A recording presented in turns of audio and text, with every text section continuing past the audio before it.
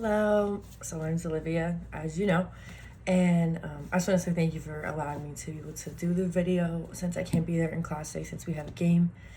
So I'm gonna do my presentation for you now. So I have my essay here right next to me to just give you some pointers so that I don't miss anything. So for the historical paper, I did on Ida Maud Cannon, and she was a social worker and author and the founder of medical social work. So basically what she's most known for is advocating that people needed more mental health and mental recognition within the medical field. So she pushed for like social work to be more implemented into the medical field for clients to be able to have an outlet despite the circumstances they were going through, but someone that could come in and work with them mentally and encourage them and support them through the process of them being there. She saw the link between illness and the social conditions of the patient, and she worked to create the medical field of social work. So she was born in Milwaukee on July 27th, 1877. She was the third of four children. Her father was an official of the Great Northern Railroad, and her mother was a school teacher. And unfortunately, her mother passed away from lupus when she was only 4 years old. So her father took care of her and her brothers and her sisters for most of her life. Her father loved knowledge and wisdom, so he filled their house a lot with like books and mainly medical books, which kind of sparked a lot of Ida's interest into the medical field. And he tried to keep a lot of structure in the home, especially without the mother being present. When her father retired, he wanted to pursue his dreams of becoming a doctor, which is something he had dreamed of since he was little, but at that time that might not have been the most accessible thing for him. So he decided to pursue that. He graduated from the Chicago School of Homeopathy and later on went to do his practice at Oregon. And her brother Walter also attended Harvard College and medical school and became a very well-known psychologist. So after Ida realized that was also her passion, she went on to receive her nursing education at the City and Council Hospital Training School in St. Paul. She graduated in 1898. She was a nurse for a couple years and then did her studies in sociology at the University of Minnesota. So in her years of doing that nursing, one of the statistics that was pretty crazy said that according to the Social Welfare History Project, Cannon was the first visiting nurse for St. Paul Associated Charities, and in her first year, she made 1,028 visits to 147 patients. After hearing a lecture from Jane Addams about the struggles and living conditions of the poor, Ida's life would change forever. She really, when she was made known of the poverty and the struggle that was in the world and people were going through, especially coming into medical centers, she realized that the advocacy for social work was so much bigger than she realized, and she wanted to really make a difference in that. So one of the journal articles that I read from Bartlett H&M, it said Richard Cabot which was who she went to work for when she graduated from the Boston School of Social Work. He said, Richard Cabot was a brilliant elevator, first perceived social workers might bring some medicine, and who introduced social work into a great medical center, but it was Ida who had the vision, the practical wisdom, and the steadfast to leave the firm foundation, to find the principles and demonstrate the service until it became worldwide. So she really took Richard Cabot's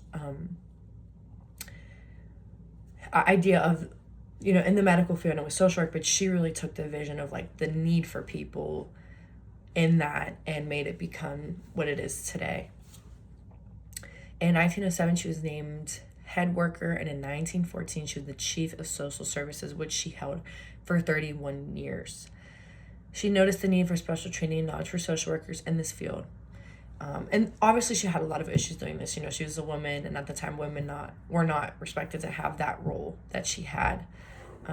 Funding was always hard to get charities to, push for that kind of funding to be had, for extracurricular learning for students and staff and patients or not patients, but students and staff in the social work field to grow in their knowledge of that. One of the big things that really stuck out to me about Ida was that her faith played a huge role in her career. So she was Unitarian, and her faith really grew as she moved in her career, and that was something that she really focused on a lot.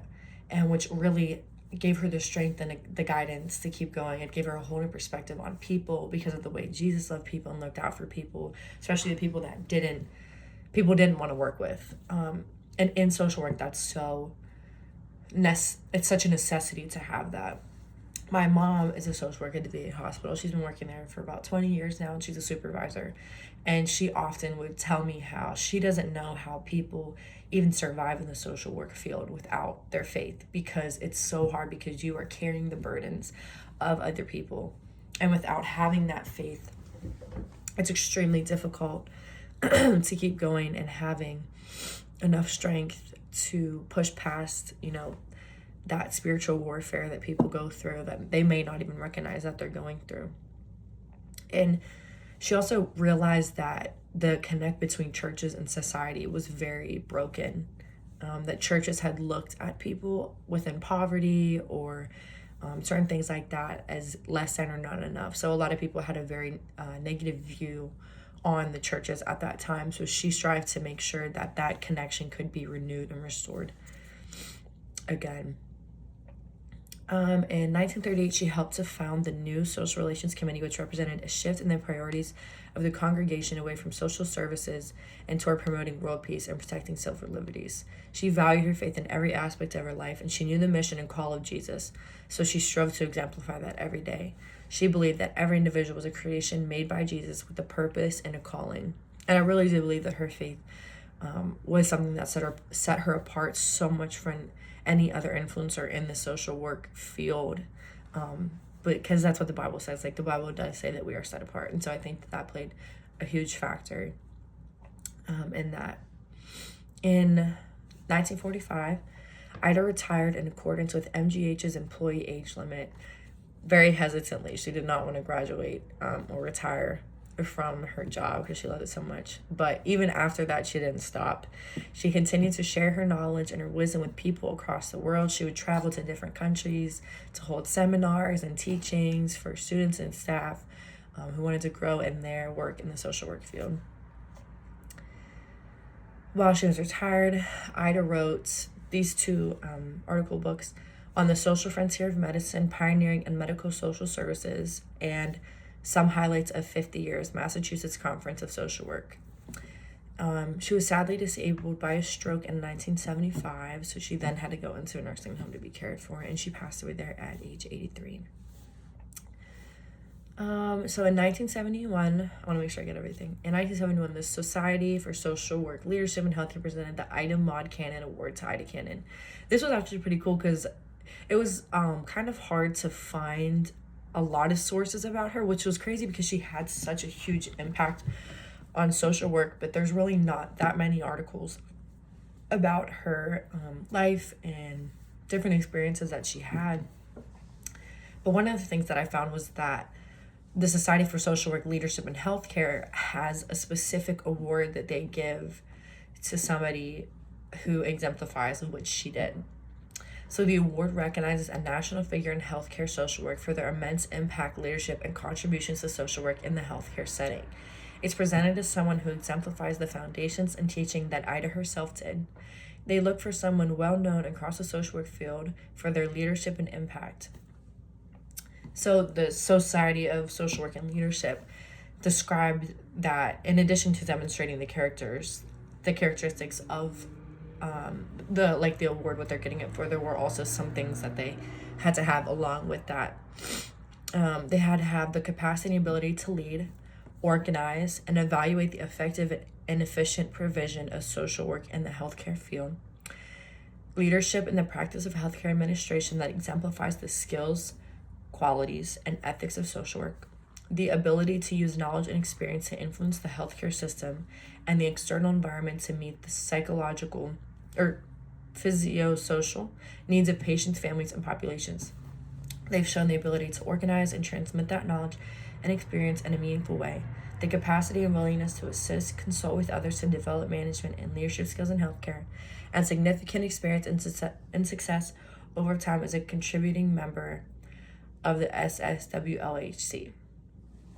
So the winner of the award will receive a personal engraved award presented at the opening banquet dinner, with their name and everything. Where'd it go? You also received the acknowledgement that you have exemplified the characteristics of an amazing leader and inspiration in your field.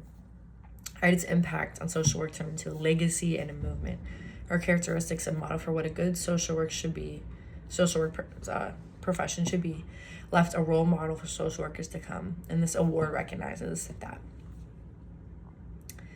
So, just to kind of wrap that up, Ida's impact and legacy will be noted in history forever. She really led the way for especially women in social work.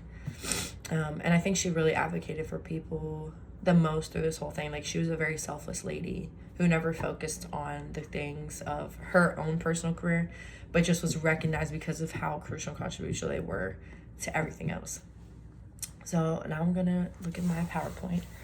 Let me kind of set it up so you can see the PowerPoint.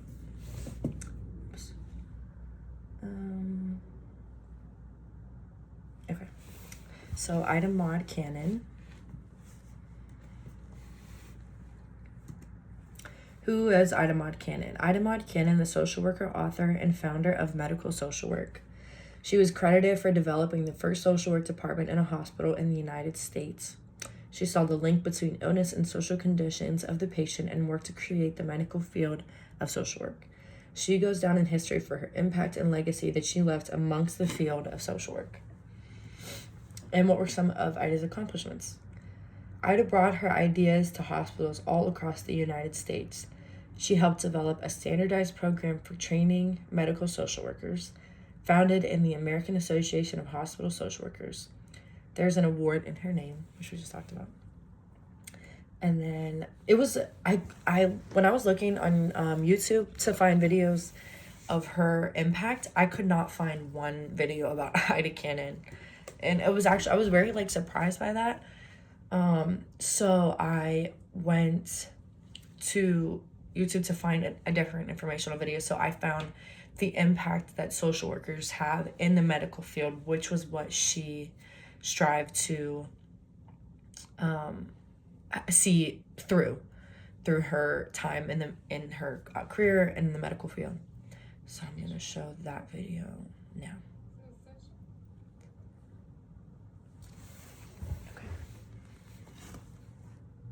So social workers' role in the clinical setting really just varies. There's so many different things that a social worker is involved in.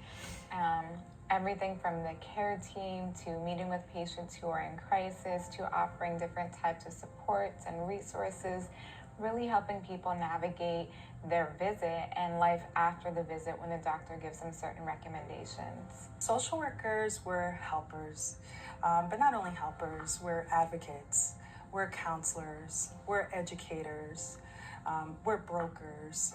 We work hard to try and help improve our patients' lives. My favorite thing about my job is being able to provide people with hope and then watching people change and grow into various better stages of their life. It's really rewarding. To be that calming person for that patient, it is a tremendous responsibility and a privilege that somebody is allowing you into one of the darkest hours of their lives, and you're there to hear their story, to provide reassurance and understanding, and that is not something that is easy for a lot of people when they get placed in a situation where there's just a lot of tough things coming to light for the first time. So social workers are really on the front lines of the healthcare system within America, because we not only are there to figure out what patients need from a medical standpoint or a healthcare standpoint, but what are the other factors? What is the home life? What's going on in society? What are the barriers to keep people from following up with their physicians or nurse practitioners' instructions or aftercare appointments? If I'm meeting with a young person who's interested in pursuing a career in social work, I would definitely encourage them to do so. There's so many avenues that you can go into. The majority, people don't know, the majority of therapists are actually licensed clinical social workers. We help impact legislation. We work on the city, county, state levels to advocate for social change, for policies. for laws that impact our patients' lives. It's really exciting. It's a really exciting career, and I would definitely encourage any young person, any student that's out there kind of contemplating, not sure what they want to do, but they want to go into a helping profession. I would definitely encourage them to go into social work.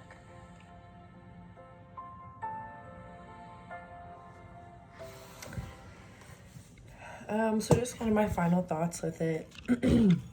I loved reading and learning about Ida Cannon because I first went to school for nursing and then wanted to do education. But I wanted to do nursing because I love helping people and taking care of them. I wanted to go into education because I love working with kids and taking care of children. And then, I founded social work. And Ida's role within social work is something that I really want to strive to be like. I think that sometimes people view social work as being like a very hard what's it called, like workforce to go into because you deal with so much stuff. But I think because I have a relationship with the Lord and he's given me so much passion and heart to be able to work with people like that, I think it's a beautiful thing to see somebody like Ida who left such a legacy of those characteristics of being a woman of God working in this field and seeing how much of a difference she made. And so there was one more video that I wanted to show because I really enjoyed hearing people's viewpoints on it.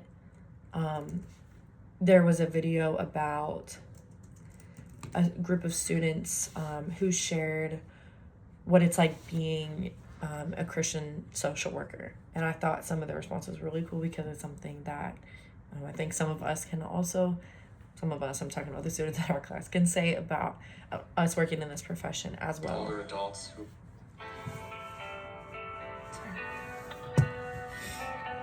To me, being a Christian social worker means using my God-given gifts and talents to live out my vocation of serving others and advocating for social change.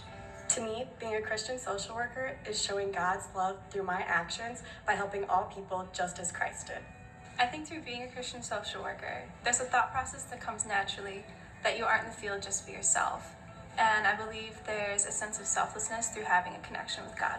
I feel as a Christian social worker, you really can connect with your clients on a much more meaningful and deeper level, such as I've worked with older adults who would talk about end of life, and I feel as a Christian social worker, you really can connect with your clients and so they can feel comfortable discussing their faith, and you're also connecting as a Christian.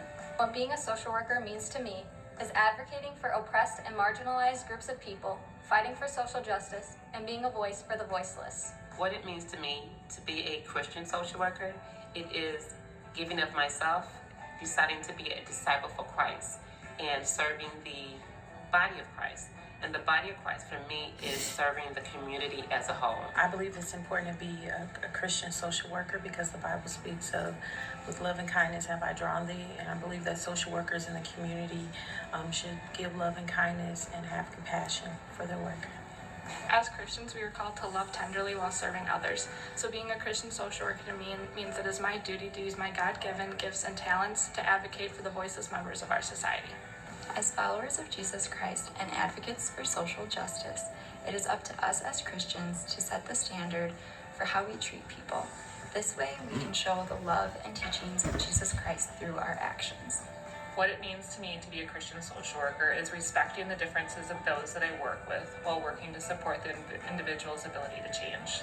I think that being a Christian social worker is the best way that I can use my gifts and talents to follow Jesus' command to love the least of these. Yeah.